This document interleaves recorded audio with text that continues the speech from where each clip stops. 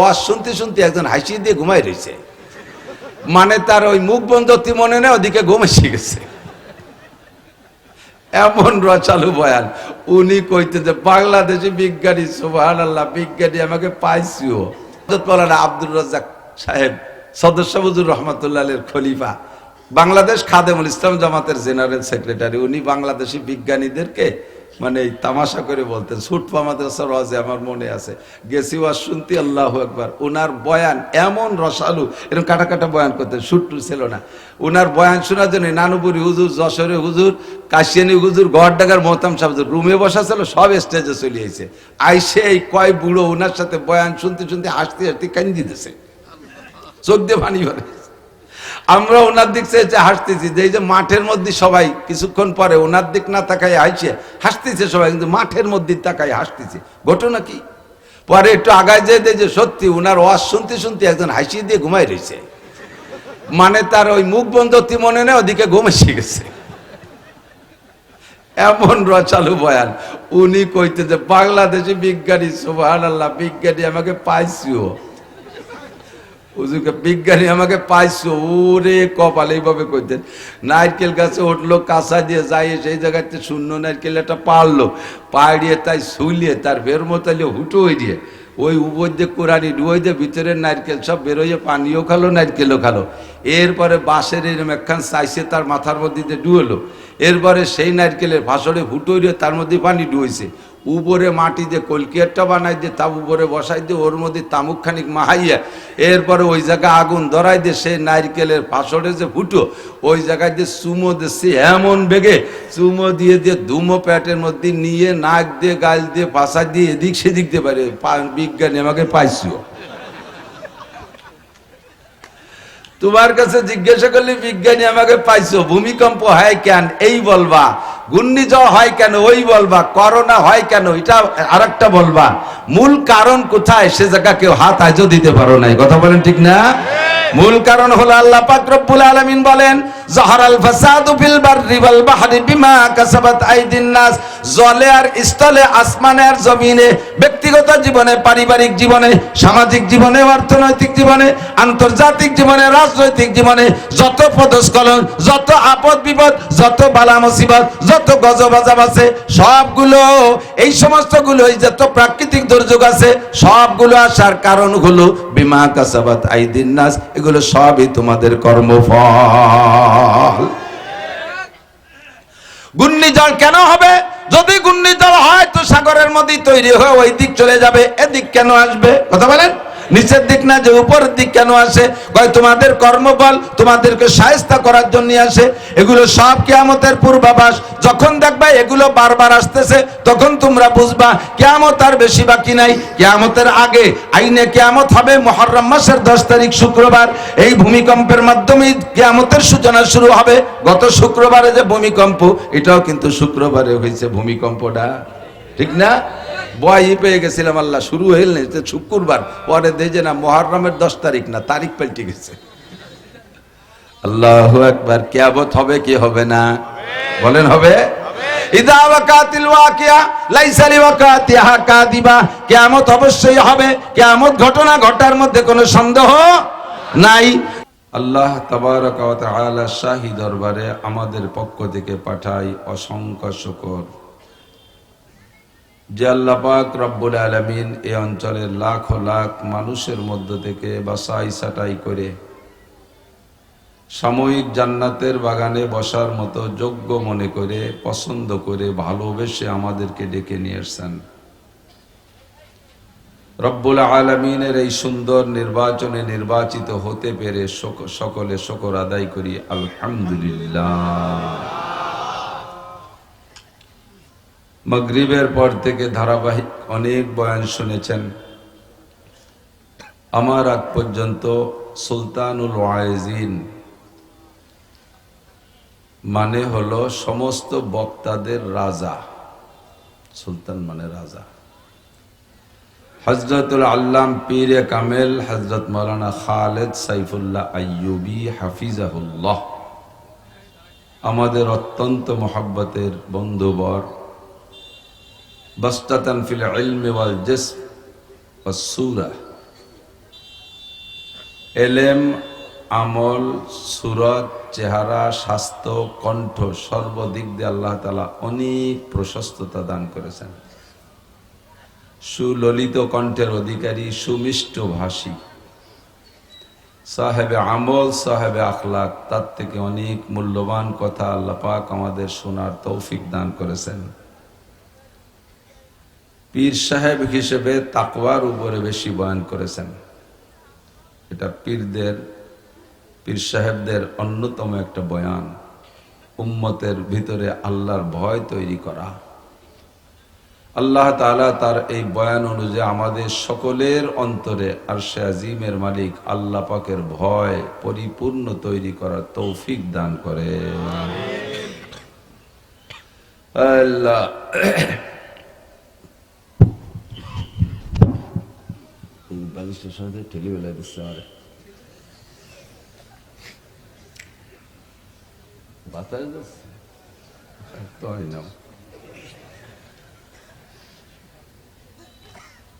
আল্লাহ ঘুম এসে গেছে আপনাদের। আল্লাহ পাক রব্বুল আলামিন সকলকে সব কথা বুঝা আমল করার তৌফিক দান করেন। মাঠে আসলে একজন মুরব্বীর কথা ভিতরে সাড়া দেয়। মাগরিবের পরে এক মুরব্বীর মাদ্রাসায় গিয়েছিলাম, তিনিও মারা গেছেন। হযরত মাওলানা নিজামউদ্দিন সাহেব, আমাদের গোপালগঞ্জের একজন অনেক যোগ্য আলেম, বড় একটা মাদ্রাসার প্রতিষ্ঠাতা মুহতামিম, যার বয়ান শুনে বয়ান শিখেছি, এরকম যারা তাদের মধ্যে একজন তিনি। জিয়ারত করেছি, কবর ইসালে সওয়াব করেছি, সূরা ইখলাস, সূরা ফাতিহা পড়ে তার জন্য সকলকে নিয়ে আমি দোয়া করে মোনাজাত করে ইসালে সওয়াব করে আসছি। আবার এসেছে আর একজন মুরব্বীর মাজারের কাছে, কবরের কাছে। এখানে এসেও হযরতের কথা বারবার মনে পড়তেছে। ছোট্ট ছোট্ট কথায় অনেক নসিহত করতেন। কয়েকবার আমাকে বলেছেন, বাবা আস্তে আস্তে কথা বলবা, অনেক দিন বলতে পারবা। আর এরকম বলনেওয়ালা মানুষ থাকতেছে না। কাব্বারানি মৌতুল কোবারা, ধীরে ধীরে মুরব্বীরা চলে যাচ্ছে আর আমরা মুরব্বী হচ্ছি। হঠাৎ করে শুনবে একদিন আমার মৃত্যু খবর, কেঁদে কেঁদে আসবে সবাই দিতে শুধু কবর। এমন একদিন আসবে যেদিন মানুষে আর আমাকে দাওয়াত দিতে যাবে না। খবর পেলে হয়তো মোহাব্বত থাকলে সম্ভব হলে 2-3 মুঠ মাটি দিতে যাবে। আমরাও চলে যাব, কেউ থাকতে পারবে না। আমাদের প্রাণপ্রিয় আর একজন মুরব্বী অত্যন্ত অসুস্থ, হযরত মাওলানা হিলাল উদ্দিন সাহেব হাফিজাহুল্লাহ। আজকে শুনেছি তাকে হেলিকপ্টারে করে নাকি ডাক্তারের কাছে নিয়ে গেছে। হযরতকে আল্লাহ তাআলা সুস্থ করুন, সবাই বলে আমিন। হায়াতে তয়বা বাড়ায় দিক, সবাই বলে আমিন। আল্লামা জালালউদ্দিন রুমি রহমাতুল্লাহ আলাইহি বলেন, ই সুখানশি রাস্তে দর পেস্তানে যা, বেকুশিন্দা খুশনমি গর দদরওয়া। বক্তাদের মুখের কথা গাভীর স্তনের দুধের মতো। গাভীর স্তনে দুধ আছে, প্রত্যেকদিন সকাল 10টার দিক দুধ বের করেন, যাকে দুধ দোহানো বলা হয়। নির্দিষ্ট সময় যে দুধ দহন করা হয়, ওই সময়ের 10 মিনিট আগে গাভীটাকে জবাই করে তার পেট ফাড়লে, স্তন ফাড়লে, প্রত্যেকদিন তার যেই পরিমাণ দুধ হয়, 10 কেজি দুধ হয়, এইটা কিন্তু তার পেটের মধ্যে কোথাও প্যাকেট করা পাওয়া যাবে না। যাবে? 10 মিনিট আগেও ছিল না দুধ, 5 মিনিট আগেও ছিল না দুধ। 5 মিনিট পরে যখন দহন করতে যাবেন, তখন তার স্তনের ভিতরে 10 কেজি দুধ কোত্থেকে আসে? বক্তাদের মুখের কথা ওই রকম। বক্তার মুখের ভিতরে ওয়াজ লেখা নাই, জিহ্বায় ওয়াজ লেখা নাই, সিনের মধ্যে একটা ওয়াজের মেমোরি কার্ড ঢুকানো নাই, মাথার মধ্যে ওয়াজের মেমোরি কার্ড ঢুকানো নাই। এখানে বসার পরে বক্তাদের মুখ থেকে কথা আসে, কোত্থেকে আসে? বক্তাদের সিনার ভিতরে একটা থন আছে, একটা স্তন আছে, সেই স্তনের ভিতরে দুধ জমা হয়, কথা জমা হয়। গাভীর বানে দুধ আসে কখন? যখন বাছুরে যে বানে জিহ্বা দিয়ে চাটা দেয় তখন দুধ আসে। কতক্ষণ? দোয়ানোর আগে পানাইতে হয় না? যখনই বাছুরে জিহ্বা দিয়ে টান দেয় তখনই আল্লাহ তাআলা তাৎক্ষণিক ওই মুহূর্তে দুধ তৈরি করে। কোত্থেকে করে? আর দুধ তৈরি করে কি মেশিন দিয়ে? কুন মেশিন দিয়ে। কি মেশিন? কুন। কাপনুন পেশ কুন। কুন মেশিন মানে কাঠ কুন, ওই সে কুন মেশিন না। ওয়াইদা আরাদা শাইআন আইয়াকুলা লাহু কুন ফায়াকুন, যখন আল্লাহ পাক কোনো কিছু করার ইচ্ছা করেন তখন কোন শব্দ ব্যবহার করেন, ফায়াকুন, সঙ্গে সঙ্গে হইয়া যায়। বাছুরে যখন বানে জিহ্বা দিয়ে চাটা শুরু করে, ওই বাছুরের রুজি রেখেছেন আল্লাহ পাক তার মায়ের স্তনের মধ্যে। যত প্রাণী আছে যারা খাদ্য খায় সকলের রুজির জিম্মাদারি কার কাছে? আমা মিন দাব্বাতিন ফিল আরদি ইল্লা আলাল্লাহি রিজকুহা, জমিনের মধ্যে যত প্রাণী আছে সকলের রিজিকের জিম্মাদারি আল্লাহর কাছে। নবজাতক দুধের বাচ্চা বাছুর শক্ত খাবার খাইতে পারে না, খড় খাইতে পারে না, ঘাস খাইতে পারে না।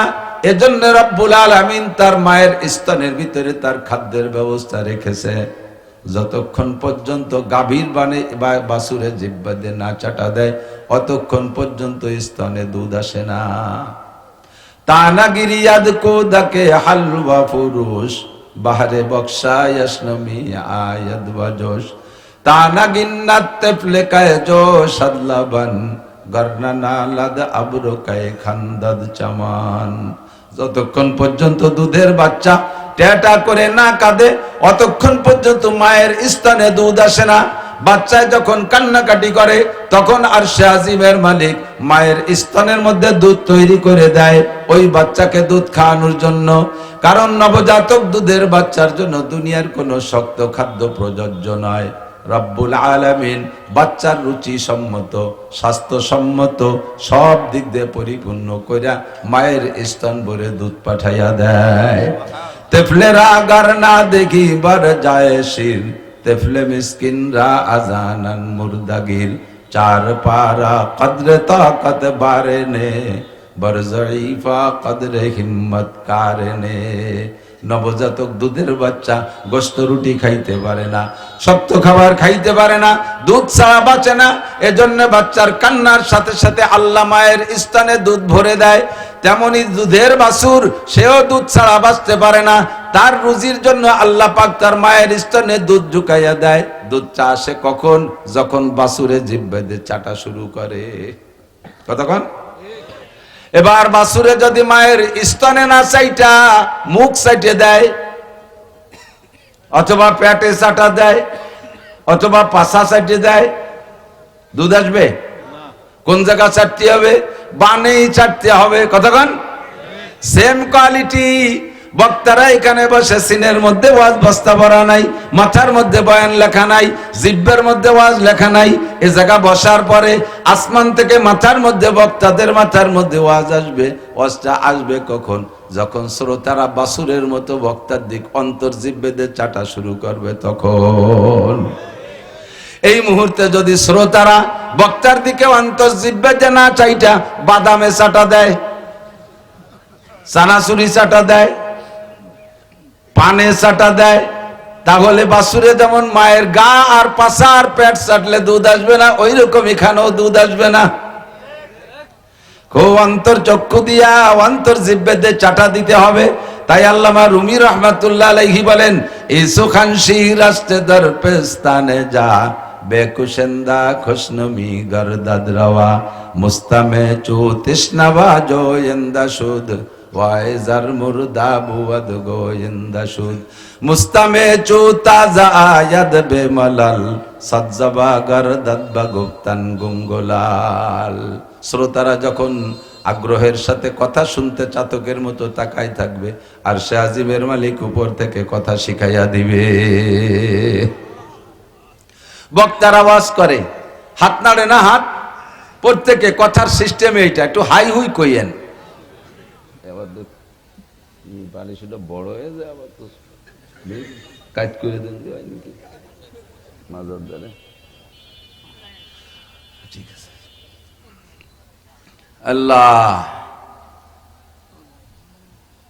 অন্তর্জীব চক্ষু দিয়া, অন্তর্জীব্যে দিয়ে চাটা না দেওয়া পর্যন্ত উপর থেকে বয়ান সকলে শোনার জন্য আগ্রহ আছেন তো?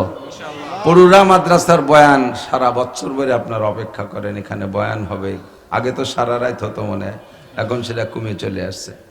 সারা রাত বয়ান যে জায়গা হয় তাকে সমালোচনা হবে বিদায় আমি বলি না, তবে সারা রাত আল্লাহর রসুল মাগরিবেতে ফজর পর্যন্ত বসে বসে উম্মতকে বয়ান করছে, এরকম মনে হয় একটা ইতিহাস নাই। ফজর বাদ আর মাগরিব বাদ বয়ান করতেন বেশিরভাগ। এই দুইটি হলো বয়ানের মূল সুন্নাত।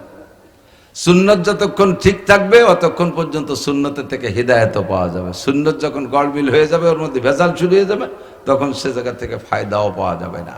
আল্লাহ তাআলা আমাদেরকে ফায়দা নসিব করে, সবাই বলি আমিন। আল্লাহু আকবার।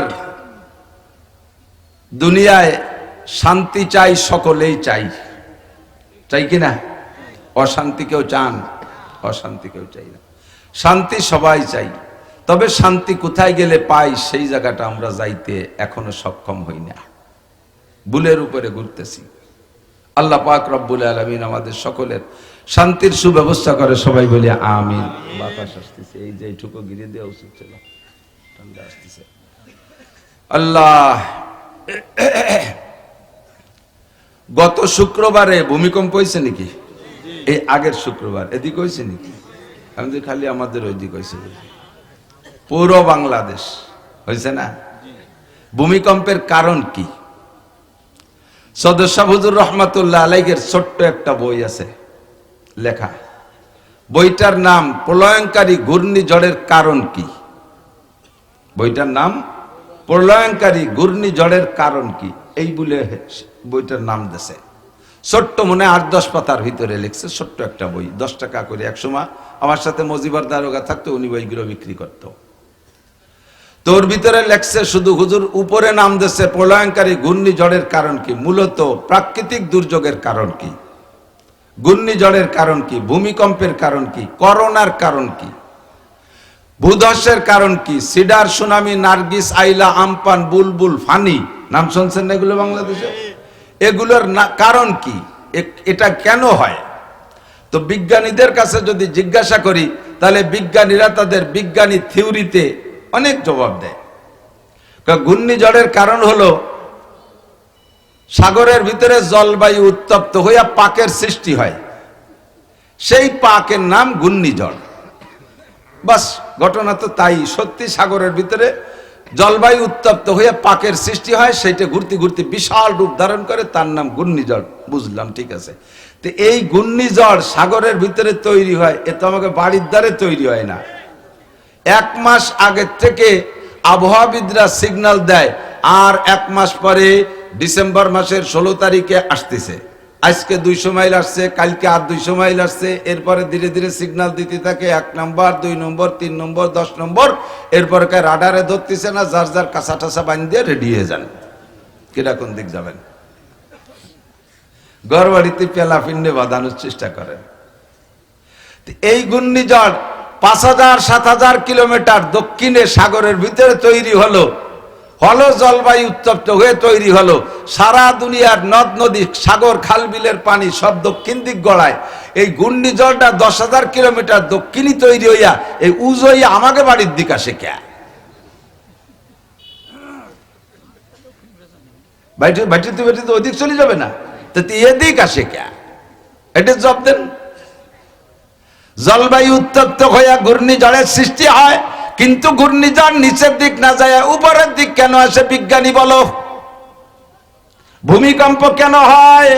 কয় মাটির নিচ থেকে পানি, তেল ইত্যাদি বের করতে করতে তলে ফাঁকা হয়ে গেছে, এরপরে ঝাঁকি দিয়ে বসে পড়ে, এর নাম হলো ভূমিকম্প। দোস্তরে, বাংলাদেশের মাটির নিচ থেকে কতটুক পানি আর তেল গ্যাস বের করলাম যে ঝাঁকি দিয়ে এত জায়গা নিচু উঁচু করে ফেলে। মধ্যপ্রাচ্য, আরব আমিরাত, আরব কান্ট্রি, 40-42টা মুসলিম কান্ট্রি, সে জায়গা থেকে শত শত বছর, কত হাজার হাজার লক্ষ লক্ষ কোটি কোটি, জীবন ভরে কোটি বলতে বলতে হাঁটুর কোটি খুলে যাবে, তবুও কোটি বলা শেষ হবে না। এত টনকে টন, গ্যালনকে গ্যালন তেল বের করতেছে। সে জায়গা তো তলে ফাঁকা হয় না, সে জায়গা তো জাকি লাগলো না। জাকিটা বাংলাদেশে কেন লাগে? কও এবার কও, তোমরা কত বড় বিজ্ঞানী একটিবার প্রমাণ হোক। বিজ্ঞান পড়ায় তোমাদেরকে সরকার, বাংলাদেশ সরকার, প্রযুক্তি বিশ্ববিদ্যালয়, কত সায়েন্স বিজ্ঞান বিশ্ববিদ্যালয় বানাইয়া কোটি কোটি টাকা তোমাদের পিছনে খরচ করে।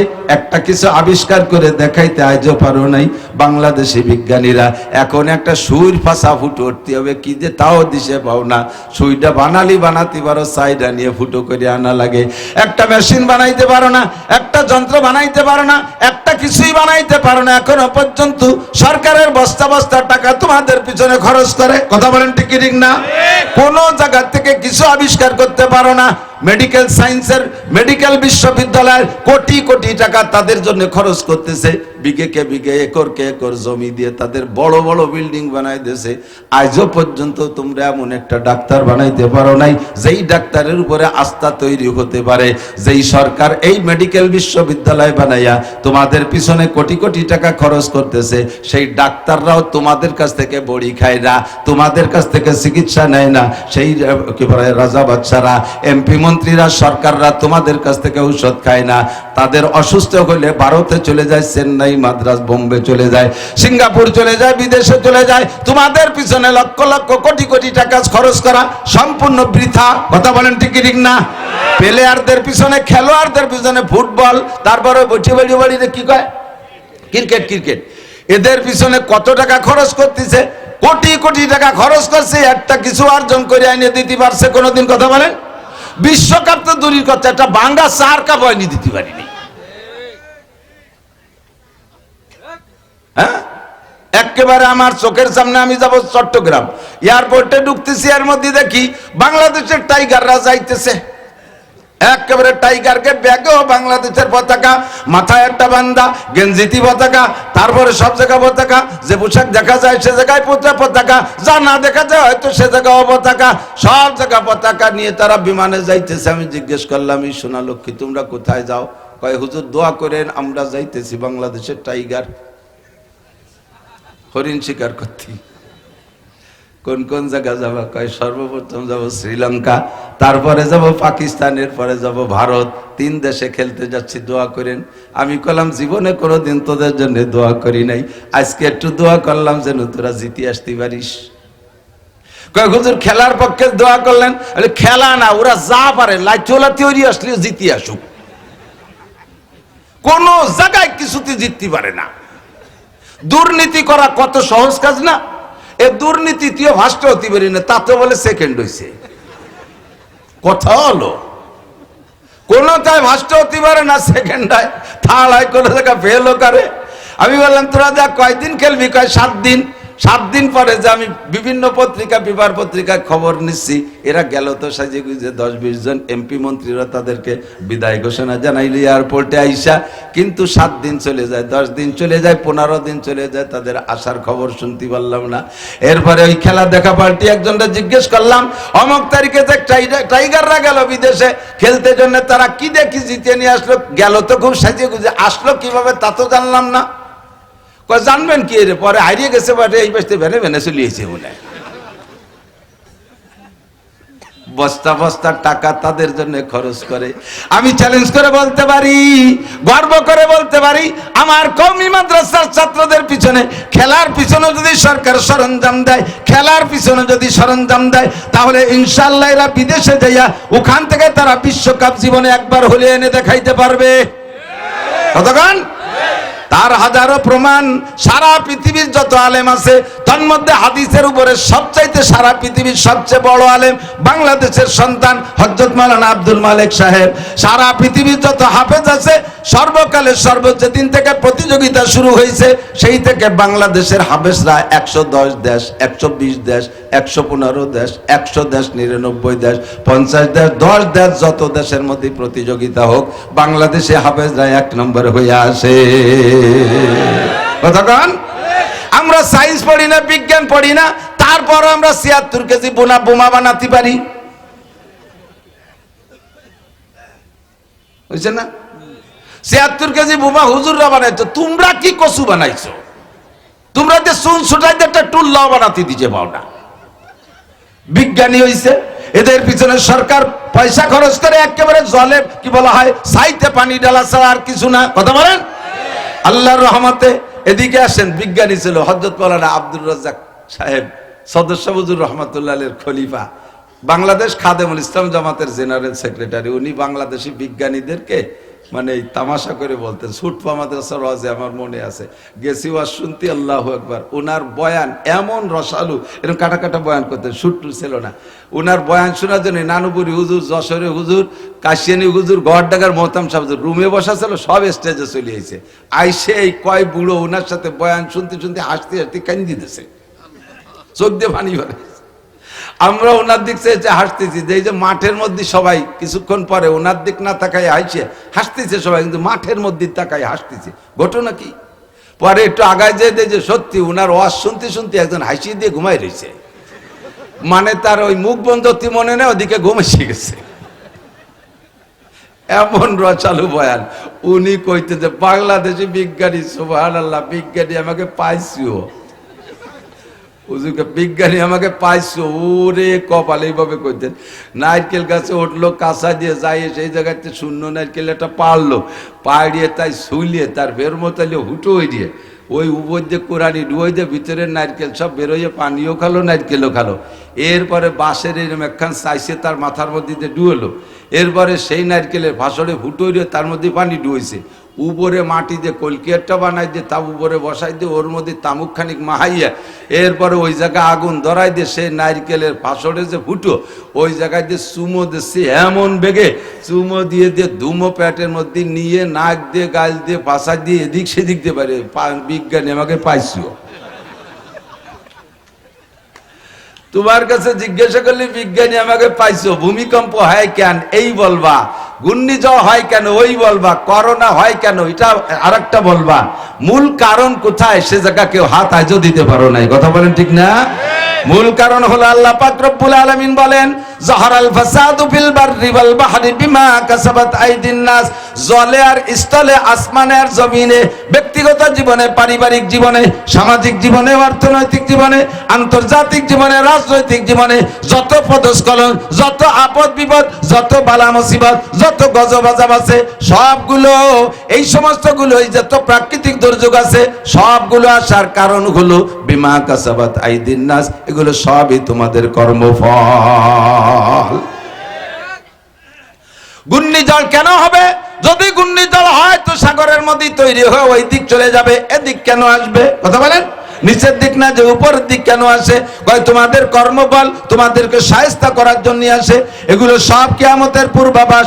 যখন দেখবা এগুলো বারবার আসতেছে তখন তোমরা বুঝবা কিয়ামত আর বেশি বাকি নাই। কিয়ামতের আগে আইনে কিয়ামত হবে মুহররম মাসের 10 তারিখ শুক্রবার। এই ভূমিকম্পের মাধ্যমে কিয়ামতের সূচনা শুরু হবে। গত শুক্রবারে যে ভূমিকম্প, এটাও কিন্তু শুক্রবারে হয়েছে ভূমিকম্পটা, ঠিক না? বয়ই পেয়ে গেছিলাম, আল্লাহ শুরু হইল না শুক্রবার, পরে দেখে না মুহররমের 10 তারিখ না, তারিখ পাল্টে গেছে। আল্লাহু আকবার। কিয়ামত হবে কি হবে না? বলেন হবে। ইদা ওয়াকাতিল ওয়াকিয়া লাইসা লিওয়াকাতিহা কাযিবা। কিয়ামত অবশ্যই হবে। কিয়ামত ঘটনা ঘটার মধ্যে কোনো সন্দেহ নাই।